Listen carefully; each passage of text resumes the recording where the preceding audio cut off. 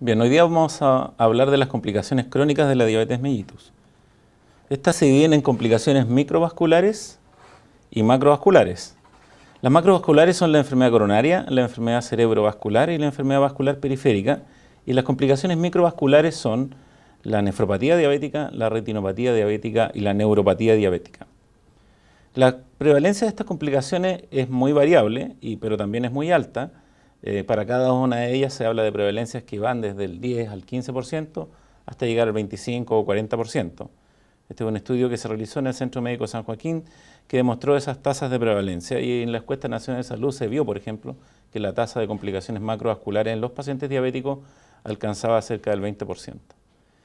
Las complicaciones macrovasculares son la primera causa de muerte en los diabéticos, y eso explica por qué muchos diabéticos, a pesar de tener complicaciones microvasculares severas, no llegan a manifestarlas a los estados terminales porque se mueren antes de complicaciones macrovasculares.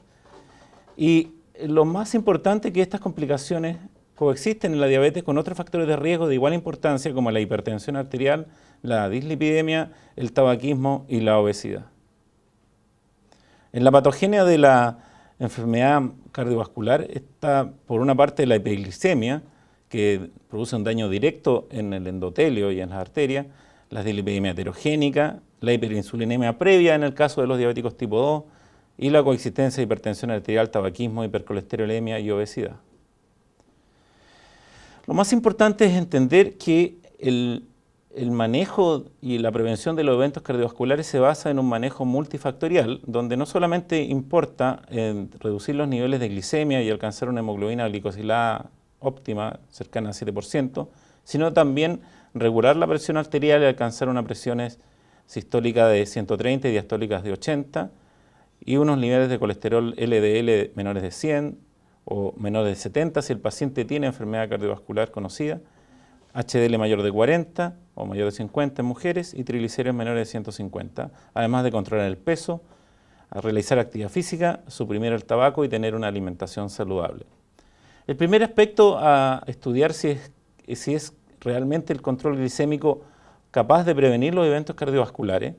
Esto se demostró inicialmente en uno de los estudios de control diabético más antiguos, que es el UKPDS. En el año 1998 se demostró que el control metabólico disminuía la probabilidad de tener eventos cardiovasculares, pero no se demostró con una fuerza estadística muy importante. El seguimiento posterior de este estudio mostró que en realidad la rama que más se beneficiaba y prevenía sus eventos cardiovasculares era la rama que usaba metformina, más que la rama que usaba sulfonilureas o insulina. El seguimiento ya a 10 años mostró más o menos lo mismo, que la rama con metformina era la que más se beneficiaba, previniendo los eventos cardiovasculares, y la rama con insulina o sulfonilurea finalmente también se benefició, pero en menor cuantía. Posteriormente se hizo un estudio muy interesante, que es el estudio Steno 2, Steno por el nombre del centro en Dinamarca donde se realizó, y este estudio, más que controlar no solamente la glicemia, sino que también controló otros factores de riesgo cardiovascular, de tal manera que se trataba de conseguir que los pacientes que se sometían a un control intensivo redujeran su hemoglobina glicosilada lo mayor que podían y alcanzaron niveles de 7,9, y con eso consiguieron disminuir la tasa de eventos cardiovasculares totales, ¿ya?, y las muertes cardiovasculares. Como el tamaño muestral era muy pequeño, no se logró demostrar disminución de los eventos en particular, sino que todos sumados. Y es que por primera vez los pacientes usaron una gran cantidad, un porcentaje importante, usaron estatinas, antihipertensivos y aspirina, comparado con la rama que no se intervino. Y probablemente en ese momento se empezó a decir en realidad que el manejo multifactorial era el capaz de evitar estos eventos. En los últimos años, en el año 2009, se publicaron 3 estudios grandes, el ACORD, el ADVANCE y el BADT, donde se trató de demostrar si reducir la hemoglobina glicosilada a niveles menores de 6,5 lograba prevenir los eventos cardiovasculares. Y no se demostró. No se demostró que en estos pacientes el control intensivo de la glicemia, como pueden ver, alcanzaron niveles de 6,4, 6,3, 6,9, no lograron prevenir los eventos cardiovasculares. Pero aquí ocurrieron 2 hechos. Primero, que a diferencia del UKPDS, los pacientes eran pacientes que llevaban muchos años en diabetes. Los del UKPS eran recién diagnosticados. Tenían muchos años de diabetes y tenían mayor edad, tenían mayores tasas de eventos macrovasculares previos, o sea, en pacientes de muy alto riesgo cardiovascular. Y lo segundo es que la gran mayoría de estos pacientes en ambas ramas, a diferencia del esteno, que solo la rama intervenida recibió estatina y aspirina, casi todos estos pacientes recibieron estatinas y aspirina. Y con eso lograron que la tasa de eventos cardiovasculares y de infarto, por ejemplo, sea muy baja, alrededor del 1% al año, o 0,5% al año, que se parece bastante a la población general. O sea, estos estudios nos demuestran que el control de los otros factores, de la presión arterial, del colesterol por medio de estatinas y de aspirina, logra disminuir los eventos cardiovasculares en pacientes diabéticos de muy alto riesgo, a tal punto que se parecen a la población general. Por eso es su importancia. No nos olvidemos cuáles fueron las metas en el estudio Steno 2, de control glicémico, de presión arterial, de colesterol. Además, los pacientes hicieron dieta, ejercicio, recibieron vitamina C, E, aspirina. Y en los otros estudios recientes, casi todos recibieron estatinas y tuvieron muy buen control de la presión arterial y del colesterol LDL. Por lo tanto, podemos decir que el control lipídico es muy importante para prevenir los eventos cardiovasculares, siendo el LDL el factor de riesgo lipídico más importante, el llamado colesterol malo. Aunque la dislipidemia característica de los diabéticos es la elevación de los triglicéridos y la disminución de los niveles de HDL. Ahora, la reducción de eventos cardiovasculares se mantiene en los pacientes diabéticos. Los grandes estudios se hicieron principalmente en pacientes no diabéticos y últimamente se han hecho en diabéticos. Y los fibratos sí que no han logrado establecer una disminución de riesgo cardiovascular muy importante, ni en los diabéticos ni en los no diabéticos. Este gráfico resume más o menos el porcentaje de reducción de riesgo relativo de eventos cardiovasculares en el estudio CARTS, que era exclusivamente en diabéticos, y en la rama de pacientes diabéticos del estudio HPS y del estudio TNT. En cambio, los fibratos, el que más se ha estudiado es el fenofibrato, y eso fundamentalmente porque el fenofibrato es el único fibrato que se puede combinar con seguridad con estatinas, ¿ya? Para no tener un mayor riesgo de rhabdomiolisis. Se hizo un estudio que se llama FIELD, donde los pacientes tenían diabetes al momento del diagnóstico y la reducción de eventos cardiovasculares fue bastante poca, alrededor del 18% más o menos.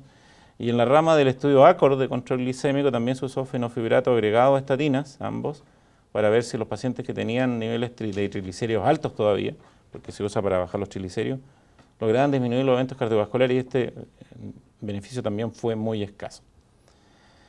En lo que se refiere a la presión arterial, es un factor de riesgo mayor y es la principal causa de enfermedad cardiovascular. Casi un 66% de los diabéticos tienen hipertensión y se ha observado que la disminución de la presión arterial bajo 140/80 es un factor protector. La duda está si hay que bajarla más. Al parecer no es necesario bajarla más de 120.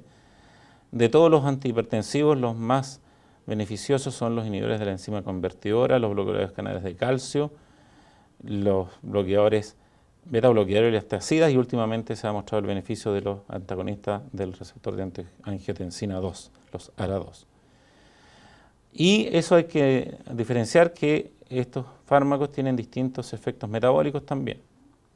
Este es un gráfico que resume la intervención sobre la presión arterial en varios estudios como el UKPS, el HOP, el ASCOT, el ADVANCE y el ACCORD, y se observa la tasa de reducción de eventos cardiovasculares que es bastante importante al controlar la presión arterial. Por último, en esta parte, hablar sobre el uso de antiagregantes plaquetarios, que es algo bastante polémico. Se usa de regla prácticamente para la prevención de eventos cardiovasculares, pero la tasa de reducción es bastante menor en los diabéticos que en los no diabéticos. Se sospecha que puede tener algo que ver con la vida media del fármaco, su disponibilidad en diabéticos, etc. El tema está que el uso de antiagregantes plaquetarios, ácido acetil salicílico específicamente, puede generar más o menos la misma cantidad de hemorragia que los eventos cardiovasculares que produce. Por lo tanto, hoy día se preconiza su uso más bien en pacientes que tengan muy alto riesgo cardiovascular y no en todos los pacientes, en la población general tampoco, ni tampoco en todos los diabéticos, ¿ya? Ahora, no hay que olvidar que las estatinas tienen efectos antiagregantes plaquetarios también que pueden suplir en parte el efecto de los antiagregantes plaquetarios. Podemos decir entonces que los pacientes diabéticos tienen un muy alto riesgo cardiovascular, que tienen este riesgo es mayor cuando ya han tenido un evento cardiovascular previo, que el control metabólico solo es capaz de disminuir los eventos cardiovasculares en los pacientes recién diagnosticados, y que en los otros pacientes este riesgo disminuye significativamente con el control de la presión arterial, el control del colesterol, la supresión del hábito de fumar, el uso de estatinas y probablemente con la aspirina. Y que este manejo multifactorial permite alcanzar niveles de riesgo cardiovascular similares a la población general y hasta el momento ningún hipoglicemiante, excepto la metformina en pacientes recién diagnosticados, probablemente ha demostrado que tiene por sí solo un rol protector cardiovascular. Vamos a hablar ahora de las complicaciones microvasculares, y la primera es la nefropatía, que se define la nefropatía diabética por la presencia de albuminuria que puede estar acompañada con deterioro o no de la velocidad de filtración glomerular. Es la primera causa de enfermedad renal terminal. En Chile, más o menos un tercio de los pacientes que se dializan son por diabetes, y de estos la gran mayoría, el 90%, son por diabetes tipo 2. Se sospecha que hasta cercano a un 40% de todos los pacientes diabéticos desarrollarán algún grado de nefropatía, y que la hiperfiltración glomerular es la característica fundamental inicial del daño y es lo que fundamentalmente hay que combatir. El daño se produce tanto por la hipoglicemia misma como por la activación del eje renina-angiotensina. Existen una serie de mediadores que a consecuencia de la hiperglicemia desarrollan una expansión mesangial, desarrollando una nefropatía característica que es la de Kimmel-Wilson. Posteriormente también se desarrolla fibrosis, los glomérulos prácticamente y los capilares se estrangulan, y la hiperfiltración glomerular contribuye entonces al daño endotelial y al desarrollo de la microalbuminuria y posteriormente al daño renal terminal. En cuanto a su clasificación, es importante analizar la excreción de albúmina en orina, que se puede hacer en orina de 24 horas o en una muestra de orina aislada matinal, y en ese caso hay que medir también creatinuria para corregir por la masa corporal del sujeto. Y la microalbuminuria se define con valores mayores de 30 en 24 horas o mayores de 30 de la razón albuminuria-creatinuria. No está claro en realidad si a cualquier nivel de albuminuria es patológico o no. Algunos piensan que sobre 15 o sobre 10 también es patológico, o algunos son extremistas y dicen que cualquier grado de albuminuria es patológica. Pero actualmente la definición internacional la define sobre 30. Y cuando esto es sobre entre 30 y 300 se habla de microalbuminuria, entre 300 y 3500 se habla de macroalbuminuria o proteinuria, y eso ya se puede observar en un examen de orina corriente, y sobre 3500 ya estamos hablando de proteinuria en rango nefrótico. Y es importante también clasificar la tasa de filtración glomerular, y hoy día se hace prácticamente solo con la creatinemia, y con el cálculo de la velocidad de filtración glomerular a través de las ecuaciones internacionales, y eso puede determinar que un sujeto tiene una tasa de filtración glomerular normal o aumentada, y muchos de los diabéticos que tienen microalbuminuria tienen la tasa de filtración glomerular aumentada. Uno puede ver niveles sobre 120, sobre 140. Después esta tasa empieza a disminuir y los sujetos se empiezan a clasificar en insuficiencia renal etapa 2, 3, 4 o 5 cuando es terminal. La base de la prevención y del manejo es también un control multifactorial, donde la disminución de los niveles de glicemia y alcanzar los niveles de glicemia más bajos posible ha demostrado en varios estudios, en los que mostré recién, también un beneficio sobre la microalbuminuria, el control de la presión arterial, la disminución del LDL. Y a la hora de usar fármacos, los ideales son los inhibidores de la enzima convertidora, IECA, o los ARA2, porque ellos disminuyen la tasa de filtración glomerular, entonces disminuyen la hiperfiltración, y hoy día se está estudiando si las glitazonas, si las gliptinas o si los fibratos tienen también un rol protector. Es muy importante los cambios de estilo de vida porque se ha demostrado que la disminución de peso corporal disminuye la microalbuminuria y el daño renal, al igual que la reducción de la ingesta de sal, el consumo moderado de alcohol y la reducción de la ingesta proteica. ¿Hay algunas controversias? Sí. si es realmente la disminución de la ingesta proteica la que ayuda a disminuir el daño renal. No se olviden que un gran porcentaje de diabéticos que están alcanzando la insuficiencia renal terminal son desnutridos, así que hay que tener ojo con la ingesta proteica, porque al parecer se sospecha que solo cuando se trata de carnes rojas y al parecer también es cuando se asocia a un alto consumo de sal. El consumo de sal, al parecer, es realmente el punto de la introducción nutricional que hay que hacer más hincapié. El otro punto polémico es que cuando uno administra IECA o ARA2 a los pacientes, observan un aumento de la creatinina porque disminuye la filtración glomerular para evitar mayor daño. La pregunta es ¿hasta cuánto uno tolera eso? Algunos hablan de que no puede pasar de 1,5 de creatinina, de 1,4, pero en realidad eso es bastante polémico y algunos dicen que uno puede tolerar niveles más altos de creatinina y ir monitorizando siempre el nitrógeno ureico, el potasio, etc. Y la última controversia es que ahora se sospecha que existe un daño renal similar al de la diabetes producido solo por la obesidad. En la retinopatía diabética es la principal causa de ceguera también. Su prevalencia es bastante variable y tiene que ver mucho con los años de exposición a la diabetes, de tal manera que en diabéticos tipo 1, a los 5, 10 o 15 años, esta prevalencia va del 25, 50, 80%. Alrededor de a los 20 años, casi la mitad de los diabéticos tipo 1 tienen una retinopatía diabética proliferativa que es severa. En los diabéticos tipo 2, a los 5 y 20 años, entre un 30 y un 70% tienen algún grado de retinopatía. Y los factores de riesgo son la duración de la diabetes, el grado de hiperglicemia y la hipertensión arterial. En la fisiopatología de la retinopatía diabética está de nuevo el tema de la hiperglicemia que genera aumento de los niveles de sorbitol. Esto produce un engrosamiento de la membrana basal, una pérdida de los pericitos, lo que lleva a una pérdida de la barrera hematorretinal, el desarrollo de exudado, edema, característicos de esta enfermedad, y los microneurismas, que producen isquemia, neovascularización y desprendimiento de retina. Los microneurismas son característicos de la retinopatía diabética, de tal manera que se ha usado la retinopatía diabética y la presencia de microneurismas para decir cuál es el nivel de glicemia al cual uno diagnostica la diabetes, ¿ya?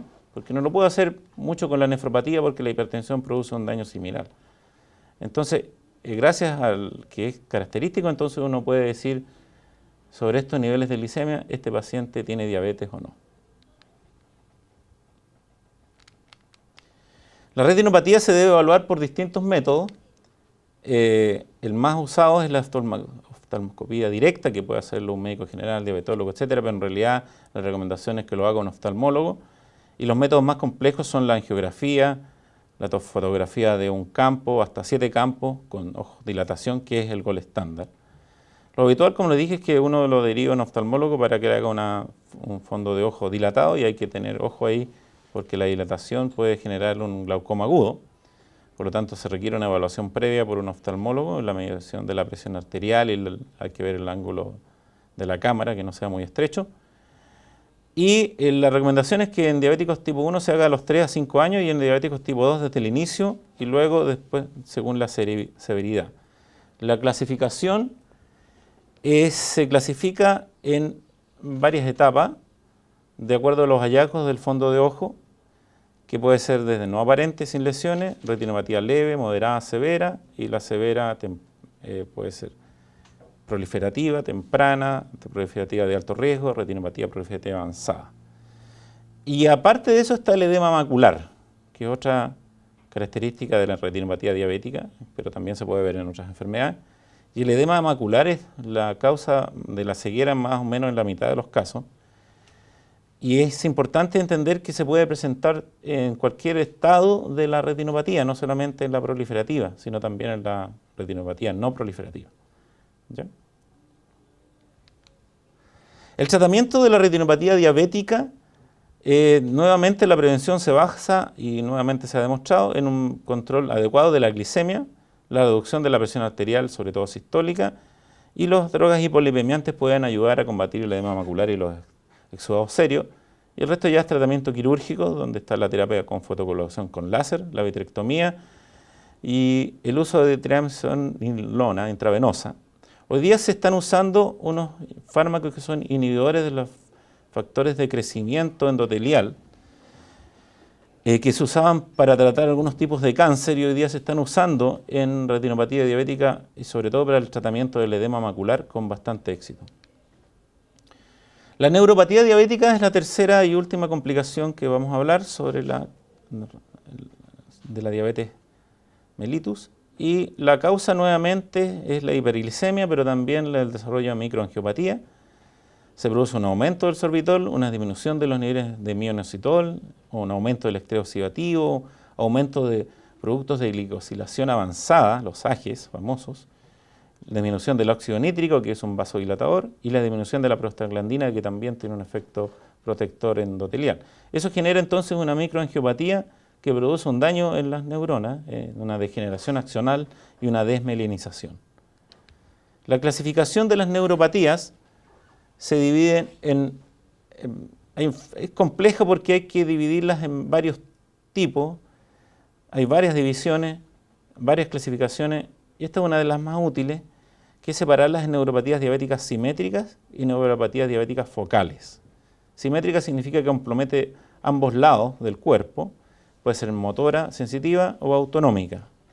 Y las focales pueden lesionar pares craneanos, neuropatías radiculares, de los nervios superiores e inferiores, y la amiotrofía diabética, que compromete fundamentalmente la fuerza muscular. La neuropatía diabética autonómica tiene particular importancia porque es una causa importante de muerte en el paciente diabético, sobre todo la cardiovascular, y de morbilidad, las otras restantes. Es muy frecuente que los pacientes diabéticos tengan muerte súbita y eso se explicaría por esta neuropatía autonómica cardiovascular, que además produce ortostatismo, infartos silentes, etc. Es difícil de evaluar, se hace a través de unos test bastante complejos de variabilidad del ritmo cardíaco y el tilt test. La disfunción eréctil es algo muy importante en los pacientes diabéticos, hombres, que alcanza hasta un 90% de prevalencia, su causa es multifactorial, es bastante resistente al tratamiento.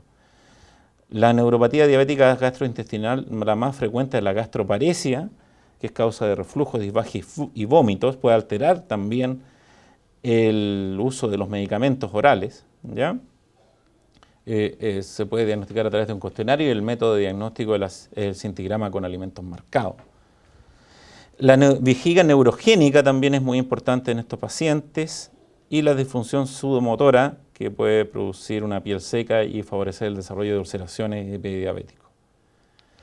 La neuropatía diabética sensitiva motora es la neuropatía más común y algo muy importante, puede estar presente hasta en un 25% de los pacientes prediabéticos, por lo tanto no tiene mucha relación con la duración de la diabetes y la intensidad del mal control glicémico. Es crónica, es simétrica, afecta a los axones largos, por lo tanto sea fundamentalmente en los pies, los síntomas que son de adormecimiento, parestesias, ardor, hormigueo, sensación de clavadas, dolor, que generalmente es permanente o de predominio nocturno, aumenta con el reposo, y es un tema bastante polémico porque muchos pacientes refieren, y al parecer es verdad, que aumenta cuando uno mejora bruscamente el control de la glicemia, y también se sospecha que la insulina por sí misma puede producir un poco más de molestias. A la larga, el control glicémico favorece la mejoría, pero en la etapa precoz del control glicémico del uso de terapia de insulina, los síntomas pueden agravarse. El tema es cómo evaluarla, hay distintos métodos. El que más se usa en la literatura internacional es el Michigan Neuropathy Screening Instrument, que consta de dos partes, de un cuestionario, que está en inglés aquí, se ha traducido al idioma español, donde uno le pregunta varias cosas al paciente y se asigna un puntaje, hay unas preguntas bastante claves, y según eso se puede sospechar la neuropatía. Y un examen físico que fundamentalmente, como ustedes, hay varias formas de hacer el examen físico de los pies, pero en este test se evalúa la apariencia del pie, la presencia de heridas, deformidades, que son muy importantes porque en los puntos pueden desarrollar puntos de roce para el desarrollo de la herida del pie diabético, la presencia de ulceraciones, Los reflejos, en este caso el reflejo aquiliano, la sensación de vibración con un diapasón y el uso del monofilamento en 4 puntos en este caso, 4 puntos en cada pie. Ahora, el cuestionario permite sospechar la presencia de nefropatía y el score da un alto riesgo de desarrollar pie diabético y de amputación. El diagnóstico definitivo requiere un estudio de conducción nerviosa y el manejo se hace fundamentalmente con fármacos que actúan en el sistema nervioso, como los antidepresivos tricíclicos, donde el más usado es la metiltilina, los inhibidores de la recaptura de serotonina, que el más usado uno de uso reciente, que es la duloxetina, los anticonvulsivantes como la gabapentina, la pregabalina y la carbamazepina, y los analgésicos que se usan fundamentalmente son el paracetamol y el tramadol por ser menos dañinos. En resumen, entonces, la importancia de estas complicaciones implica que los médicos y el personal de salud debe estar preocupado de tamizarlas, de evaluarlas por lo menos una vez al año. La enfermedad cardiovascular bastaría en todos los pacientes realizar un electrocardiograma o un test de esfuerzo. El uso de otros métodos de diagnóstico más complejos como el scintigrama miocárdico, la cronografía, la pletismografía para ver enfermedad vascular periférica, se reserva en caso de síntomas como angor, disnea, claudicación intermitente, etc. La nefropatía debe ser evaluada por lo menos una vez al año o 2 veces al año con la medición de la microalbuminuria y el método más sencillo es la evaluación de una sola muestra, la razón microalbuminuria, creatinuria en muestra aislada y la creatinemia para determinar el grado de función renal. La neuropatía, el test que acabo de mostrar, es uno de los más sencillos de hacer y la retinopatía requiere una evaluación del oftalmólogo por lo menos una vez al año y se recomienda que cuando el paciente tiene muchos años de evolución debería hacerse de todas maneras una angiografía o por lo menos fotos del fondo de ojo dilatado. Muchas gracias.